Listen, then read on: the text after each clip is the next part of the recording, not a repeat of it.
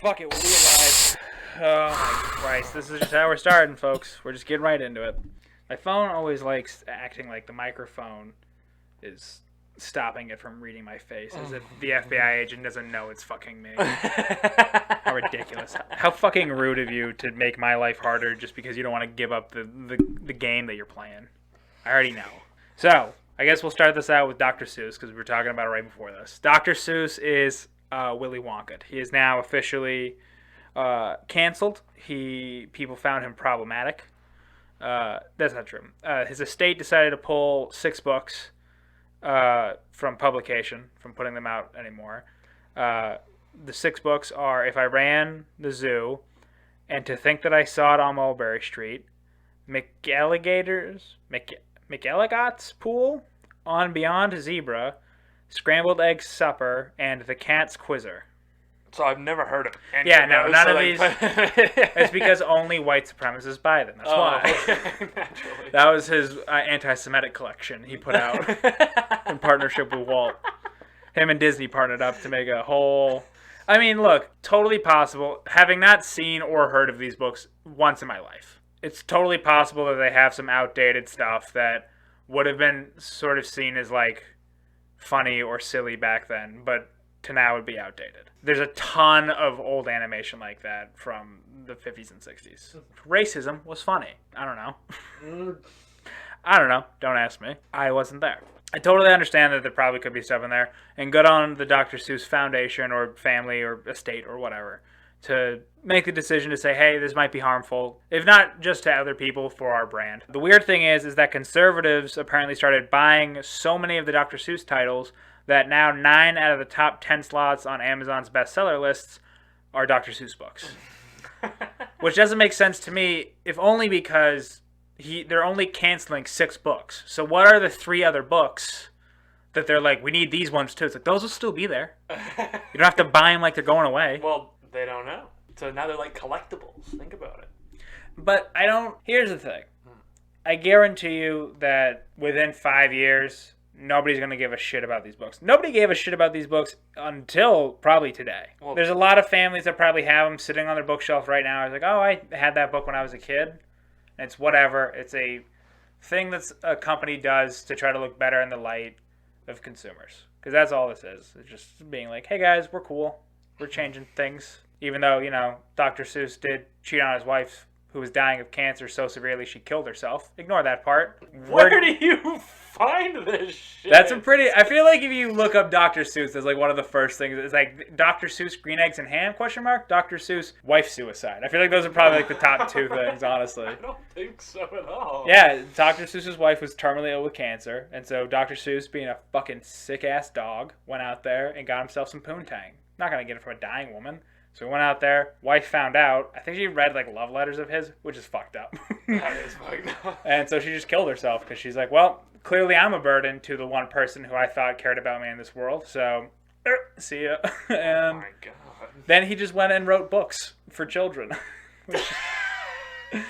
Look, I have a theory, and I think this is pretty... You hear it a lot with comedians. They talk about how if someone's like a really bubbly, like clean comic on stage, it usually means that they're a pretty disgusting, dirty person off stage. Bill Cosby being the classic example of like, pull up your pants and I don't speak Ebonics, I speak English. And then he turned out to just be raping women. So I think that that's sort of the same thing where you see children's books, where in order to write something that is so carefree and innocent, your whole persona needs to be consumed by evil. In a way, like how you almost... like squeezing blood from the stone, you need to crush all essence of life from it until it's just this pure nothing of evil. Dr. Seuss did it. Cheated so hard, your wife killed herself. She quit the game. She rage quit. She rage quit.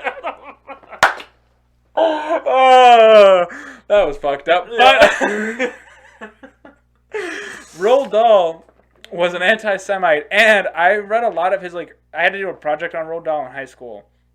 He wrote James and the Giant Peach, Big Friendly Giant, like BFG, Charlie and the Chocolate Factory. All of these crazy, important children's movies and books that have been taught across the nation and across the globe. Huge anti-Semite.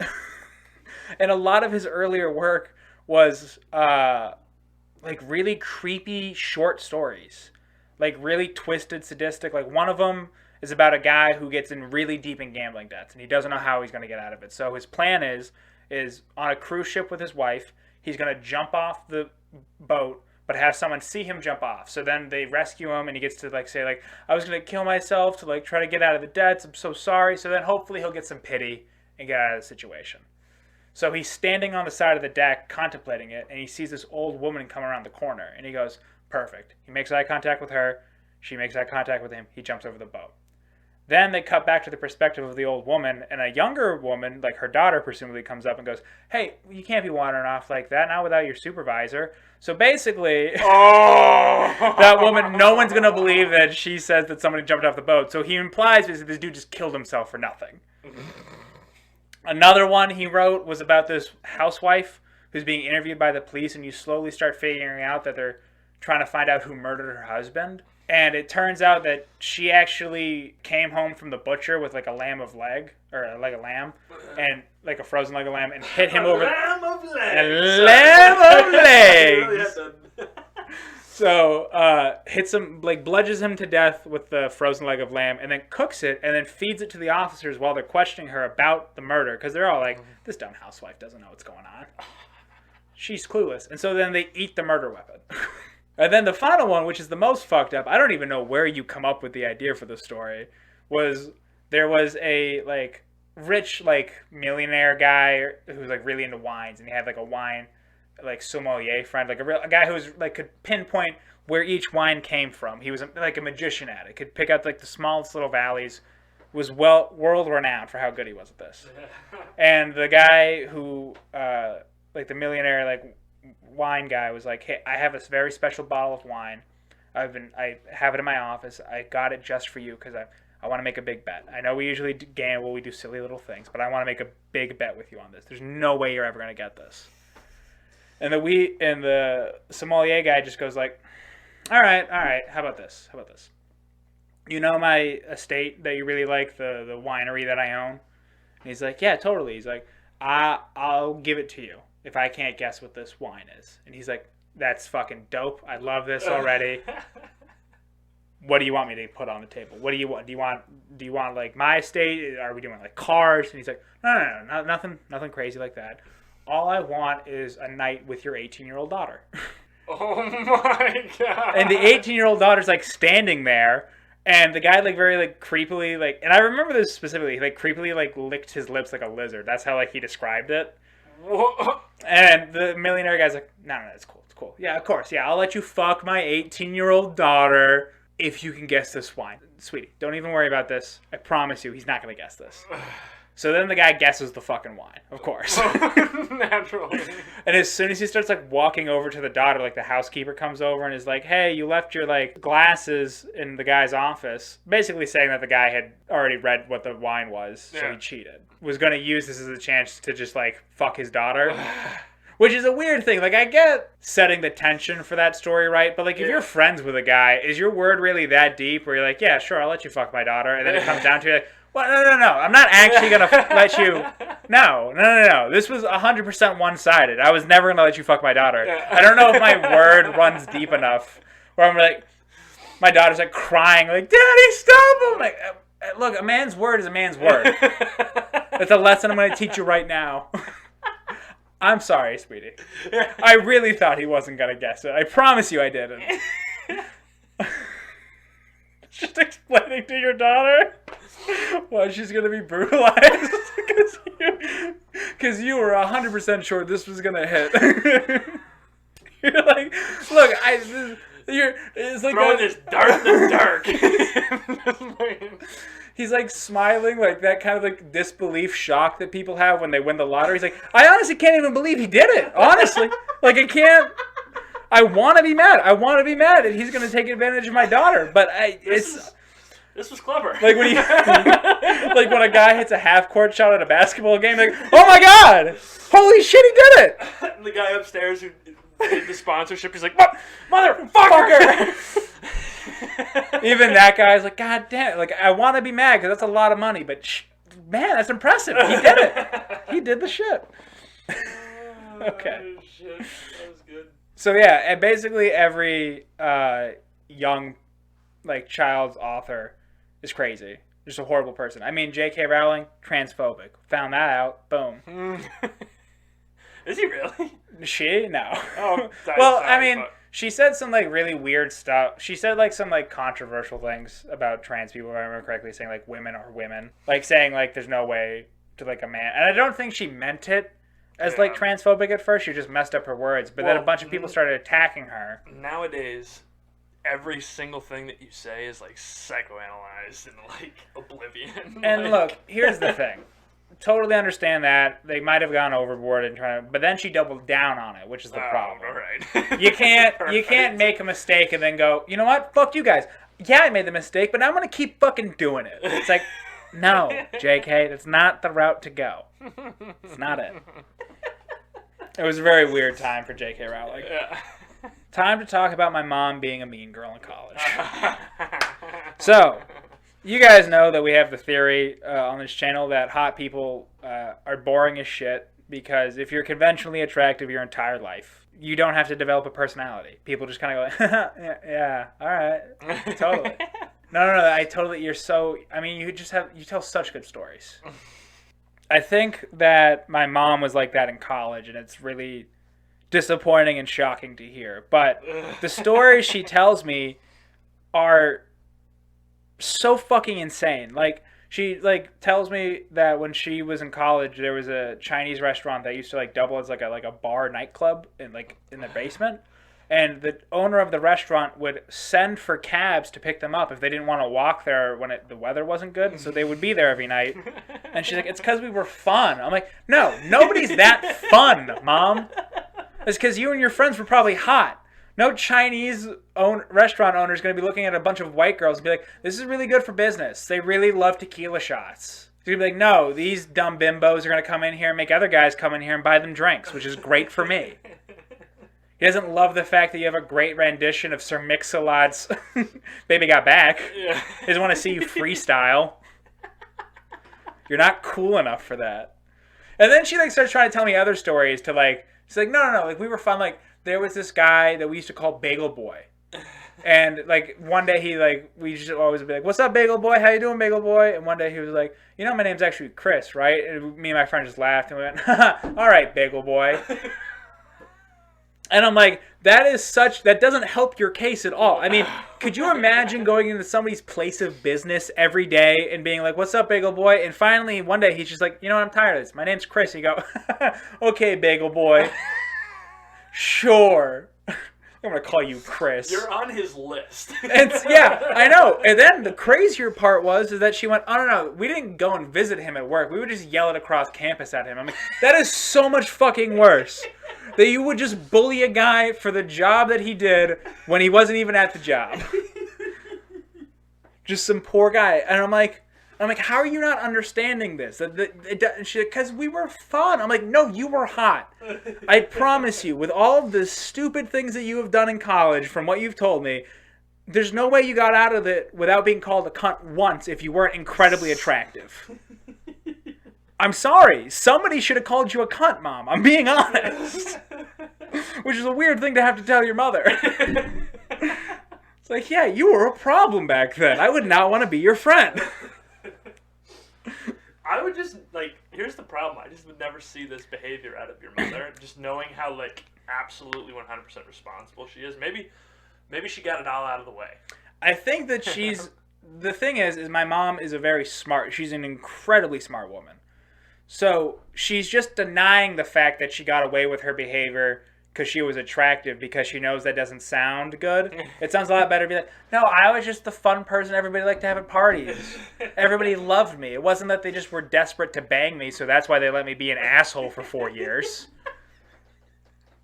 Poor Mama Kelly. She knows the optics of that. She's not stupid. Because she's also smart enough to realize that when she was in college, she could get away with shit like that. Because any other girl who's not attractive tries that shit once and gets viciously made fun of by a group of frat boys. Especially before the days of cell phones where you didn't have to worry about getting caught.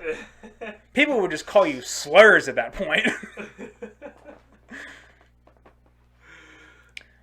And then she tries to defend herself by telling me, like, no. Here's an example. Here's an example of me just being, like, the cool gal that everybody want to hang out with. There was this really hot, like, rich guy that went to my school. I was at a state school. So it wasn't, like, for a fact if he's there, it's because he's stupid dumb. He asked me one day if he wanted to study with me. And, of course, I'm like, he just wants me to give him all the answers. He wants to cheat off me.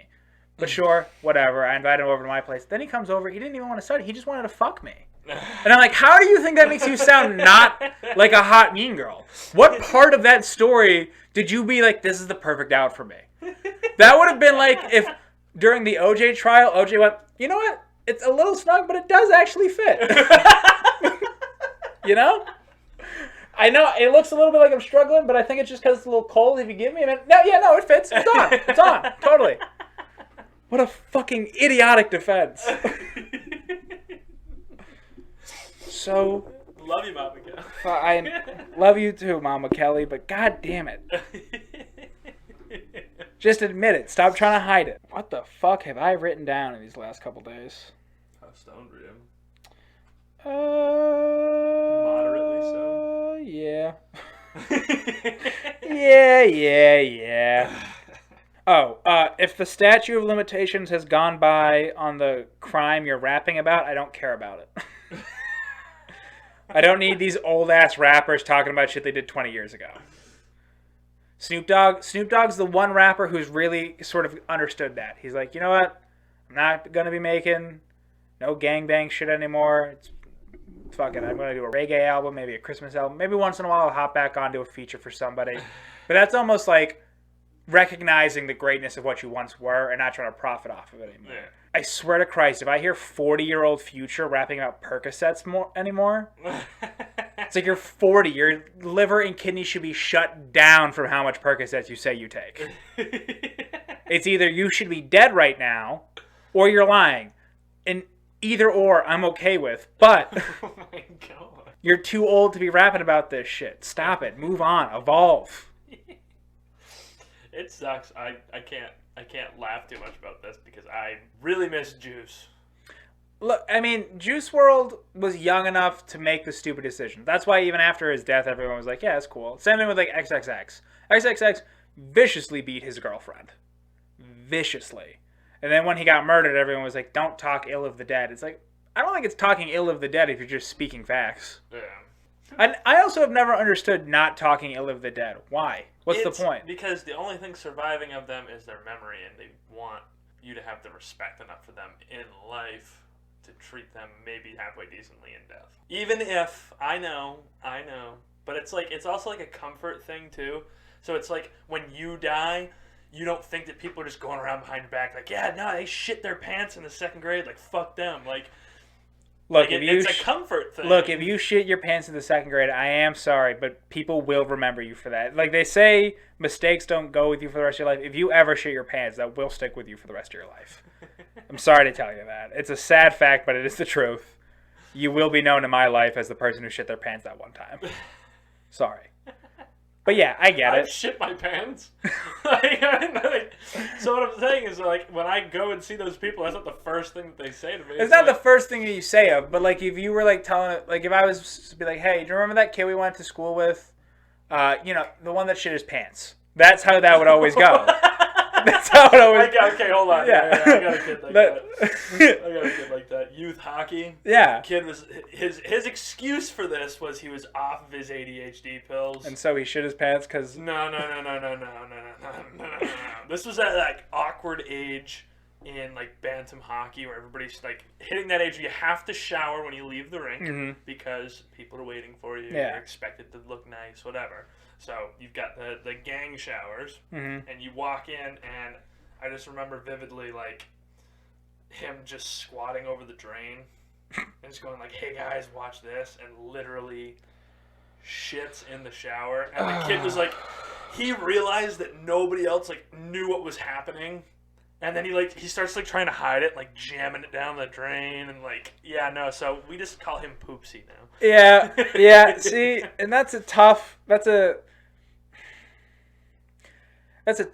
type of... See, this is what I was talking about like a couple episodes ago when I said that Elon Musk is like that kind of weird guy that would do something like spill a drink on you to be quirky. That's the kind of weird I'm talking about. Yeah. I don't need that kid having $1 trillion. You know, when I put it like that, does it make more sense? Where the kid's like, as soon as he thinks of it, this is so funny. People are gonna love it. As soon as the shock of like, what the fuck are you doing, is on everybody's face, he goes, no, it was a thing. No, this was dumb. This was dumb. And totally ignore this. I mean, I didn't even do this. Honestly, this isn't me. This was, I didn't take my ADHD meds. So that'd be so fucking great if just like kids with ADHD, if they were off their meds, just shit themselves. Because it's such a popular thing now to say you have ADHD. And to be like, if you shit yourself once, you get like an Adderall prescription. Because like people couldn't focus to get to the toilet, so I just shit where I was sitting. Because people do that all the time now with other stuff. Like, especially with the spectrum right now, people are like, I feel kind of autistic, you know? It's like, well, it's a spectrum. Everybody has certain things, but doesn't mean that you are autistic. There you go. That's a tough one to say back to back. So just imagining some guy be like, dude, I got blackout drunk the other night, ate Taco Bell, woke up, I had shit in my pants. So now the doctor says I have ADHD. It's like, I think that was kind of an isolated incident. It's like, no, but it's happened to me like 3 weekends. Like, well, then I don't think your problem is ADHD. I think you're an alcoholic. I think there's other problems here, and Adderall's not going to solve it. This is totally off topic, but I have to share this really quickly. In like the 5th grade, I remember there was this speaker that came in, and it was like I actually knew the person who did it, the mother. It was like a hockey parent. And she goes up in front of this and was like, today, everyone, we're going to have an hour presentation. It's not going to be too long. It's going to be about the R word. Okay, we're not going to say the R word because the R word is very disrespectful, but I will spell it to you. And it was retard, right? Yeah. So, I just remember this same kid. Poopsie? God damn it, Poopsie. It wasn't Poopsie. That would have been great. That would have been so much better if it was Poopsie. No. It's just like, it was like the cousin of the person who was giving the speech. Like, oh, okay. So it was like, it was bad. It was really bad. Walks up to the person, goes, hi, auntie. She goes, okay, sit down. Like, I don't know, Johnny or whatever it was. And he's like, are you talking about retard? What a fucking great goddamn mic drop moment to have there. But he was like in 5th grade, so he knew what he was doing. Like, you know those little shit kids? Like, he was that shit kid. Oh, yeah. Could you imagine seeing your aunt every family gathering? After doing that, after pulling that stunt on her? No. Nuh-uh. That would She'd be spiking your Capri Suns just to fuck with you. I mean, if... I can't... There's been times where I've just corrected my mom in private. I couldn't imagine doing it on like a public, like a family member like that, like especially someone older than me. In front of thousands of kids. I remember one time my mom and I got into an argument because I was putting the groceries in the back of the car for her, and she went, you can't put the heavy stuff behind, or like in first. You have to put the light stuff in first and then the heavy stuff in second. And I was like, why? She's like, because what happens if you stop hard, Jake? Then everything's going to squish together. I'm like, well, actually... Physics would dictate that your momentum would be going forward, so if you were to stop the car quickly, everything else would go forward, so then the soft stuff would actually push up against the hard stuff, instead of the other way around. And she just went silent for a second and went, I'm done having this conversation, and just went in the car while I loaded up the rest of the groceries. So I could not imagine if I had tried to pull that stunt in front of an auditorium full of kids. I don't remember what her response was, but I guarantee that it was electric. I think I was like high school, and there was a woman coming in doing a presentation about service dogs. Oh no, Jay. And it was like a really nice speech about like how people like need to like understand like service dogs are working and they're trying to help out people, and there's a lot you can do to like help donate to people who train service dogs, and how it's a a real job that needs to be respected. And I was like, totally cool. And so then when everyone started clapping at the end, I like tried to start like a standing ovation for them, and I was the only asshole that stood up.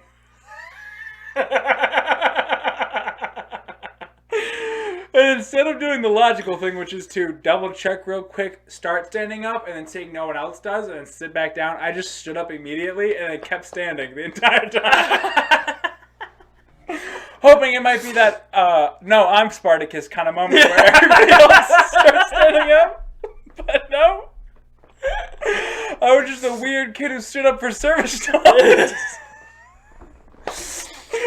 You should have started, like, you put your hands a little higher in the air and like, you fucking asshole, stand! Stand! Just start making stuff up so people stop judging me. So I was like, my mother was a service dog!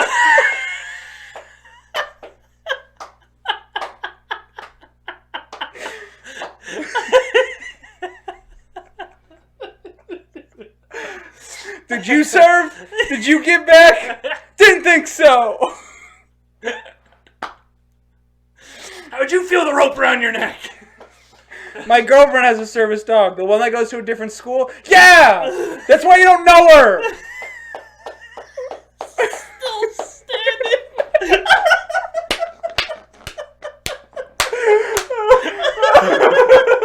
30 seconds later. Still going. They're like, okay, Jake. Now this is... Look back at somebody desperately. Please stand up. Please stand up.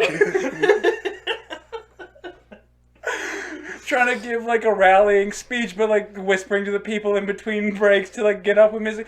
We need to stand up and recognize that service. Please stand up. Please, I'm begging you right now.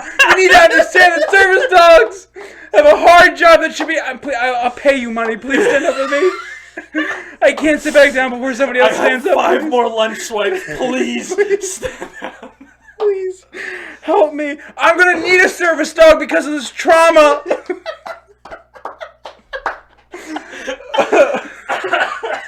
One of those who blinks first moments where just nobody else in the auditorium will move until I sit down, or I won't stop until somebody else stands up. So just 10 minutes later, it's like, any other questions? Yeah, you in the back. Why are you doing this? It's a matter of principle! It's that Shia LaBeouf moment.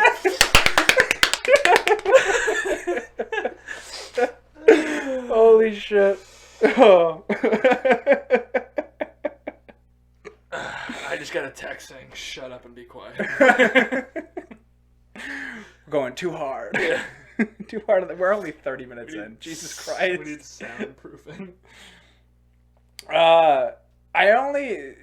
We'll switch up topics here.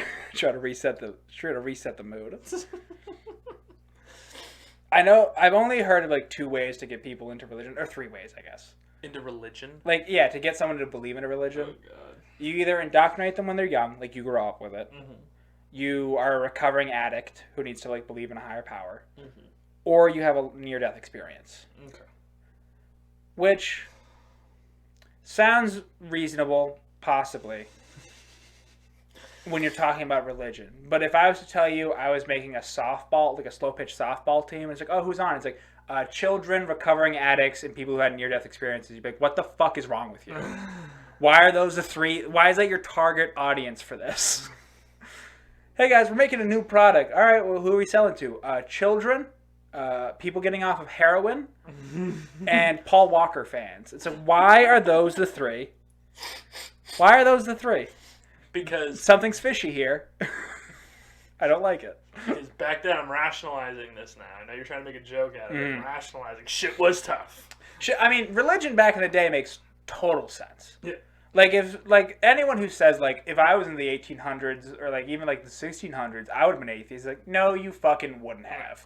It would have taken one flood of, like, a local village down the road, and you would have been like, God was angry at them. Totally, that's what makes sense, because I can't rationalize mass amounts of death by just saying, that happens sometimes. It's so much easier to think that God was mad at them because they weren't wearing matching cloths. Totally. That's why it makes sense.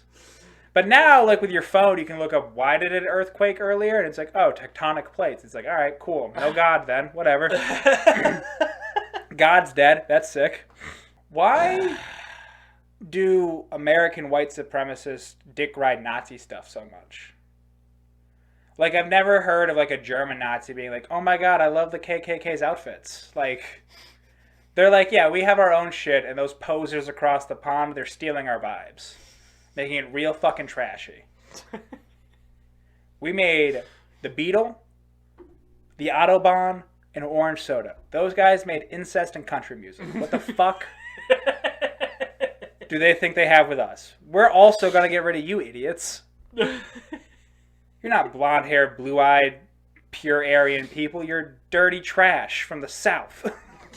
Jesus Christ. Just really going hard at American Nazis. I guess American Nazis can be anywhere. Yeah, fuck you, Connecticut. Oh my God. Connecticut is the north. If there was going to be like a northern state that would be the white supremacist state, I feel like Connecticut takes it. I'm just confused as to why, like, if they don't like people of color, why the fuck are they in the place where the majority of them reside? That's fair. If they have that big of an issue, why are they not up here? I think it's because it's less socially acceptable up here, and they don't want to deal with us bitching about them having those opinions. I think I think we like to say that the Northeast is pretty woke, real liberal area. But I think it's to the point that it's because there's not a lot of interactions. So it's real easy to say, like, yeah, man, like, everyone's equal. It's like, well, yeah, because you only ever deal with white people. Like, of course, it's easy to not hold any prejudice or, like, bias in your heart when you're not interacting with other people, in theory. It's like communism, you know? It's real easy in theory, a lot harder to implement in practice. I mean, Maine, I don't know if this is still a true fact, but I know back in 2016, Maine had more black bears than black people. How would you go about, like, knowing this information? They tag wild bears to track the population, and you take a census to find out how many black people are living in your state. Well, I don't think that was the sole. It wasn't like they were just going around and opening them. It's like, black people live here? No? Cool, okay. That one's, no. Black people live here? Yeah? How many? 4? Why do we need to know? No reason. Close it. Yeah, black bears, you ever heard of them? But we're doing a fun little trivia thing. Down at Willie's. That would have been, I mean, I know that's fucked up to think about. Like, back in, like, McCarthyism, they used to, like, check if you, because, like, McCarthyism was that whole thing where it's like, if you're a communist, you gotta, like, go to prison.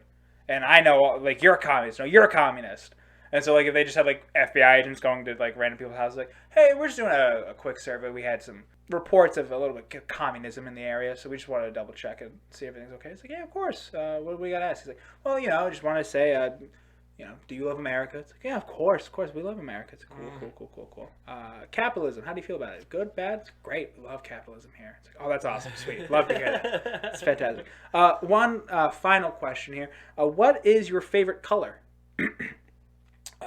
Excuse me? Well, you know, what's your favorite color? Just like, just a fun little question we have at the end here. Go.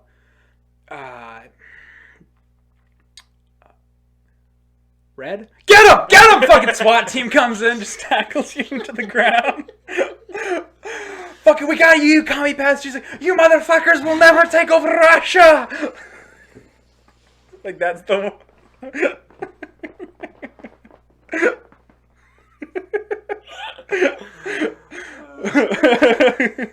Go, get him! You commie bastard.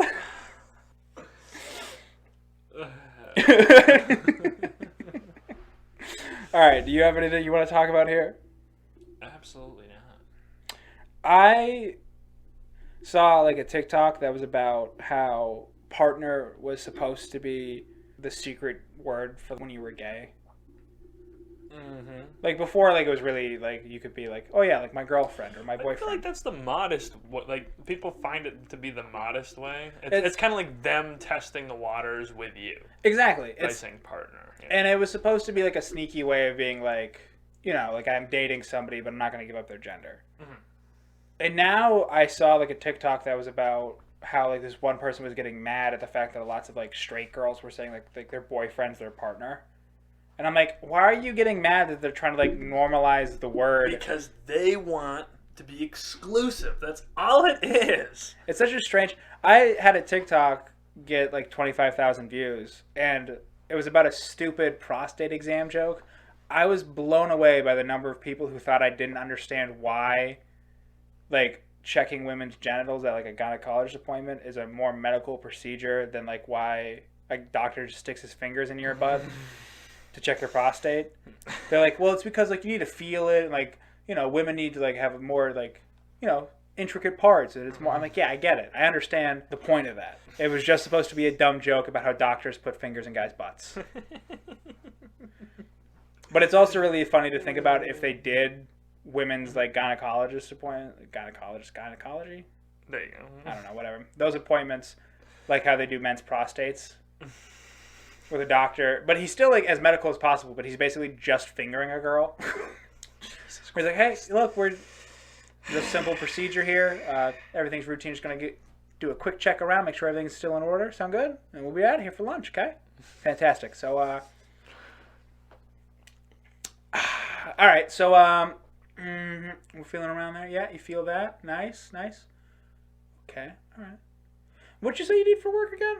Oh, I actually work with disabled children. Oh, okay. Okay, good. Good to know. Like how we talk. I hate you so much. So much. Like how the dentist asks you questions with his fingers in your mouth. I love how you tried to like ASMR your fingers in your mouth. Like you actually like as if people were like watching you. Like, oh god, would have been worse. You made it real. I don't like it. This is Top Notch Radio. I didn't really come in here with a plan today. Didn't have much to talk about. Just thought we'd come in, go off the dome. Off the dome. Fucking freestyle in this bitch. All I've done over the last whatever amount of days is I got 3 more clients, and all of them are placed for next year except for one. Hell yeah, getting money. So that's all I do. So this whole funny shit that we're trying to do here this is entertaining does not compute. No, that's fair. That's fair enough. Didn't we have Ben to talk about? Oh, yeah, we can talk about my brother. My brother is trying to quit nicotine, which is a thing you should be proud of people for. If they're stopping smoking or vaping. It's, you know, quitting an addiction, any addiction's hard. Yay. But, let me be very clear. My brother is the king of drama. He is 100%, I mean, a soccer player in real life. Like, trying to, like, get fouls. If he stubs his toe, it needs to be amputated. He got a little tired because he had a long day at work. He now is iron deficient and probably diabetic. He's anemic. Yeah. So he's now quitting nicotine, which means, of course, most people would have slight withdrawal symptoms. You know, you'd be more irritable, maybe a little shaky, on edge. Probably can't sleep as well. My brother has now taken this so as the last 3 days to act like he's getting off heroin. Which means that he is incredibly volatile and he's sleeping nonstop all day and then just waiting for us to go to sleep and play video games at night and then sleeping the rest of the day. So my mom is trying to tell me, like, hey, you know, just leave him alone. Let him, I know he's being dramatic, but like just the quicker he gets off this, the quicker we have to stop dealing with this kind of bullshit. I was like, cool, fine, whatever. I was on a phone call with my friend. I get a text message from my mom that my brother apparently had texted her and complained that I was being too loud. So instead of my brother just turning to me and be like, hey, can you be quiet? He texted my mom passive-aggressive style to be like, I need to get out of here. Like, this isn't working for me. So I was like, okay, cool. I won't even make a noise. I will put on my headphones. I will just watch the videos. I wanted to make something for the YouTube channel. I wanted to make a video. I said, fuck it, I'll forget about it until he gets off nicotine. I'll sit here and do nothing. So I'm watching videos this morning, and I'm just laughing. I'm watching the video and laughing. And then all of a sudden, he violently slams his laptop shut and grabs his things. And I'm like, I take out my headphone. I'm like, are you okay? And he's like, I can't do this. I can't do this with you in my space, just laughing all the time, doing your own thing. Other people live here. And I was like, I didn't even know. I'm like, number one, it's laughing. Yeah. Number two, you didn't say anything to me. I didn't know it was bothering you. I would stop if you would just. He's like, no, I need to get out of here. And so he storms off. And then an hour and a half later, he comes back with like a Starbucks drink, and he's like, "What's up, man? How you doing?" I'm like, "You are such a dickhead. I fucking hate you so much. It's so ridiculous. You don't get to be this big of a dickhead when you're quitting juuling. Like, that's so dumb. It's not even real tobacco, like a man." That was the best part too. He's just like, I walked in, he's like blowing these huge clouds, and I go, "Hey Ben, what are you doing over there?" He's like, grape juice. Yeah, you can't. I can't take your addiction seriously if it sounds like a fruity cocktail. Look, man, vaping was always my thing, but really what kept me on it for so long? Blue raspberry and pineapple crush. I mean, those were the things I just couldn't stop because it's like, shut up, I hate you. I hate you so much. And this is the worst too. Like I've noticed this just like with my family, where it's like people tell you what you are, but they are also those things. And then they try to they're like, I'm the specialist on this. This is what you need to do. It's like, well, actually, go fuck yourself because you do the same shit all the time. So you can move out. If you can't take it anymore, everybody's hypocrites. You just choose what you're hypocrites about. Yeah. It's really, once I realized that, I stopped letting it bother me so much. Because that was like your number one pet. My ex-girlfriend was like the biggest hypocrite I knew. Like 90% of our arguments were started because I was like, you're being such a fucking hypocrite right now. And finally one day she's like, why do you even let it bother you if you know I'm going to do it? And then I took a step back because I was so blown away by the text message. I had to just step away from my phone for a second and think about it and go like, you know what? She's kind of right. She's 100% correct. If I know that these are the things she's going to be a hypocrite about, why do I keep letting it bother me? Because it's not like my thing, like me explaining to her that she's being a hypocrite, it's going to change it. People know when they're being hypocrites. Deep down, they know. Yeah. Why even bother with it anymore? Give up on life, kill yourself. That's what I'm saying, everybody. This is the platform I'm running on for 2024. Give up, kill yourself. Jake McClellan for president. I will give smoking this. We, as like the Gen Z millennial cusp that we are, that kind of weird, like from like 1992 or whatever. It's real debated about. Basically, you were aware enough when you were young to recognize like 90s stuff, like Nickelodeon shows or like the Legends of the Hidden Temple, like stuff like that. Mm-hmm. You can remember those things, but you mostly grew up like with the internet. Like we weren't really conscious of a time without the internet. Mm-hmm. So we have like this kind of weird dynamic of a mixture with Gen Z and the millennials. Mm-hmm. And we grew up in the perfect time of anti-smoking like stuff. Like anti-smoking commercials were just starting to come on, of like paid by tobacco companies. Like smoking causes damage, and like all your health classes were like smoking's not good. I don't care what anybody tells you. Like they really started pushing the anti-smoking message. They took away stuff like the Marlboro Man and Joe Camel. You couldn't smoke on flights anymore. You couldn't smoke in restaurants. We were really at the pinnacle, and this was right before like vaping got big. Because vaping got big for us when we were, what? Like just starting college, basically, or what we would have been college. Oh no! When we started juniors. I think it was like senior year, junior year, high school. People were walking around with jewels. Yeah, so we were right on the cusp of like when adults, like when most people started smoking. Yeah. But even with all of that said, with growing up in like record lows of American smoking, really pushing that anti-smoking stuff towards us, smoking is still fucking cool. I don't care what you say about it. I don't care what the health risks are.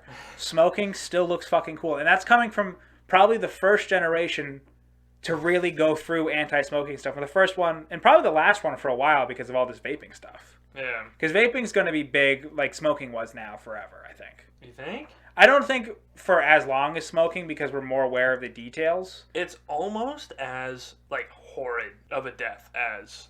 I mean, yeah, lung cancer, popcorn lung, whatever you get. Yeah. not being able to breathe is a fucking scary way to go out. Yeah. That whole, I think because we, like, some people will stop vaping eventually because they'll get older and be like, it was kind of douchey. But I think a lot of the cycle will keep picking up because they have so many, like, fun flavors. Yeah. That kids will always be like, I get a head rush. It's a fun little thing to do. It makes me cool because it is cool. Smoking is cool. I don't know what it is about our monkey brains that my girlfriend hates that I smoke. And I don't smoke every day. I don't smoke, like, I have to, like, have a pack on me. But every once in a while, especially if I'm drinking, I'll be like, fucking give me a cigarette. Drunk darts. Fucking nothing better than a beer and a dart. Even my girlfriend, who hates that I do it, she's like, when I see you smoking, I do think it's hot. And I'm like, yeah, because it is. There's something about that. Stigma. I can't even think it's a stigma because we grew up in that time where, like, all of the propaganda was taken away. They tore down the walls. There was no more of this, like, we're going to romanticize it. You couldn't even smoke in movies anymore. Yeah. Like, they made a ban on it because they're like, even that's influencing kids. But still, even through all of that, smoking is still inherently cool. And I don't know what it is about our monkey brains. Exclusivity. I think it might be something about, like, in the same way that, like, everybody, even, like, simple primates, like, at zoos, are, like, interested in magic. Like, sleight of hand magic. I think there's just something about us not being able to really comprehend, even if it's, like, something simple, like, oh, look at the quarter disappear. It's like, whoa, whoa, whoa, whoa, whoa! What? It's a quarter. The quarter's gone! And everyone loses their minds. And it's like, yeah, but, like, does that really affect you? And, like, the same way if you see someone breathing out smoke, you're like, holy shit, whoa, whoa, what's that? That doesn't usually happen. Whoa! I think there's just some part of your brain that's always going to be inherently impressed by that for some reason. Yeah. Which is strange, but I think it's pretty fucking sick. Fuck off, Jake. Do we have an ad? Do we have an ad for this week? Oh, yeah. This week we're going to thank the guys over at Unions. Just Unions in general. Thank you, Unions, for sponsoring this episode. Unions wants to let you guys know that joining together as a workforce to create a coalition against the managers, fucking tight. Now more than ever, probably since at least the 1920s and the robber baron days, is forming a union a great idea.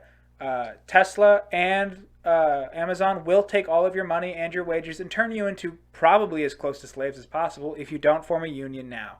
Get together, combine your workforce, and then overthrow the rich. That's what I say, at least. Remember, also, if you have your union card on you and you bring it in and you buy a sandwich 3 times, we will show you where Jimmy Hoffa's body's buried. So, there's not all bad things when it comes to a union. The fees are going to be 2 of your kidneys and your wife, pre-noctum sort of style, if you know what I'm saying. Bob's going to fuck your wife. That's what I was trying to say subtly. But yeah, Bob's going to fuck your wife. But that's, some of the sacrifices you make when you become a union. So, thank you, Union, for sponsoring this episode. We really appreciate it. Quick 50-minute... Real quick 50 minutes in, and then boom, get it. Sponsored. I'm trying to think of anything else we could end this off on, because we got a couple minutes. We could think of something to kill the time here. Jake, I literally have nothing.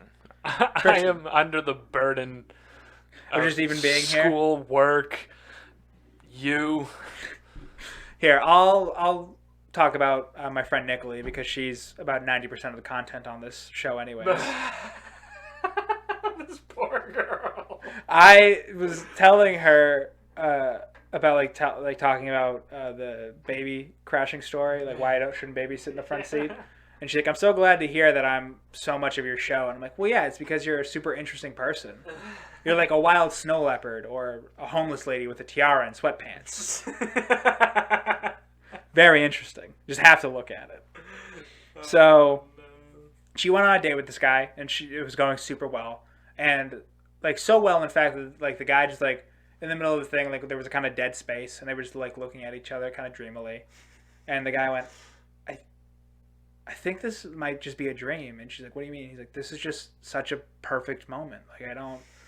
And she she's like, I felt the same way too. And I'm like, you are such a better person than me, because if that was me and someone told me this feels like a dream, I would have just gone like widened my eyes really big and gone, wake up. Wake up. You've been in a coma for 6 months. I'm begging you, wake up. And then gone back to just like, well, sorry, what did you say? And they're like, what, huh? And I just like totally ignore the fact that I did that. What a psyop them into thinking they were in a coma. Electric. I want to remake so many 80s movies, but just have today's slang in them instead. Especially like war movies. That would be so sick to just have. The enemy's over the ridge. No cap. No cap. No cap. No cap. But like shit like that, where like they used to be like, because you'd have to change up some of the language too, because there's slurs. It's like especially movies about like Vietnam, where it's like Charlie's in the trees, and instead of that, it's like, yo, fucking building in the trees, dog. They got shield. Oh fuck, dog! I'm going to the gulag. Can I tell you right now? I know this is fucking weird. Pick up my dog tags. Don't let him get killed confirmed. This is the most funny shit ever. My parents got hooked on Fortnite, right? Uh-huh. So bad. And the fucking shit that they nickname things from their generation. Yeah, because they don't have the same slang. Hilarious. So JJ will go, I got a big pot. My mom goes, Juju juice? Juju juice? It's like, no, shield pot. She's like, no, that's Juju juice. It's so... There's something about when languages intersect that is so... Like, I understand why people study it, because it's so much more entertaining the older you get to see this kind of stuff. To see the, like, generational crossing of, like, different slang. Like, my dad one time told my brother, like, hey, you guys want to get a quick bite to eat? I have to chew and screw. But I was like, excuse me? What the fuck did you just say to me? To your two sons? He's like, you know, chew and screw. Like, he grabs something to eat, you gotta run real quick. I'm like, nobody has ever fucking said that once in their life. And he's like, no. You were surprised they actually have. I know. And then like, my stepmom's like, no, chew and screw is a real thing. I'm like, you're like 8 years younger than my dad. There's no way that you also said that growing up. You're just covering for him. And then I looked it up. I was like, holy shit, people actually used to say this? That is disgusting. Chew and screw? I was talking to Josh about, what was it? Hold on. Oh, he showed me that he had to watch a video for like his intro to psych class. Mm-hmm. And it was this extremely sweaty dude talking. It was like a very classic, like late 90s, early 2000s shot video. Mm-hmm. And it's like, how trauma can affect DNA. And then like it showed this dude that looked like he was drenched in sweat. He's like, trauma can affect DNA in lots of different ways. I mean, it can do it physically, or it can, like, the video stops. And I'm like, that dude was on fucking coke. And Josh was like, it's crazy to think that every therapist had to watch that video at some point before they became a therapist. And I said, if that's a real training video for the person I pay to listen to me dance around the fact I want to kill myself. Oh my God. I mean, the cops don't have enough adequate training to handle stressful situations, but this is like giving an English speaker one of those welcome to McDonald's videos, but it's in Mandarin, and then expecting them to create a fair trade deal with China. Oh my God. Just imagine me like, hey, do you speak any Mandarin at all? It's like, no. It's like, okay, cool. Just watch this. And it's like, ni hao. Or, as they say in America, welcome to McDonald's. And then you just watch the whole thing where he's just like showing you how to clean the grill. And then after they're done, it's like, why did you show me this? It's like, oh, okay. You have a meeting with the Chinese treasurer about making a new trade deal because the last one wasn't great. It's like, why did you do this to me? Why did you think this was adequate training? Why do you think that this was enough to put me in a successful scenario here to handle this? Really? Budget cuts. Budget cuts. Oh God. I thought I had written something else down, but I guess not. Oh well, we're coming up to the end here, anyways. It's just about done. We're at the end. We're at the end. You know, when we look back on today, we'll say, hey, we had some ups, we had some downs. But I think overall, this episode fucking sucked. Yeah. I hated every second of it. Every single second. You know, guys, I'm sorry that we don't come prepared a lot of the time. So most times I'm firing on all cylinders. I got notes. Today was not one of those days. I mean, we did laugh for a while about some stuff. Yeah. What it was? Who knows? I don't even remember, actually. What was it? These are always the worst experiences for me because we sit here and we talk for like 2 hours And then when you when you replay it, so we can kind of like proof it, I have no fucking clue what I was saying, and I hate it. Like, I hate that I even contribute at all because it seems so bad. And with that, I'd like to say, welcome back to the podcast where we talk about the podcast. Yeah. Boom! Fucking suck our dicks! We're gone! Thank you for being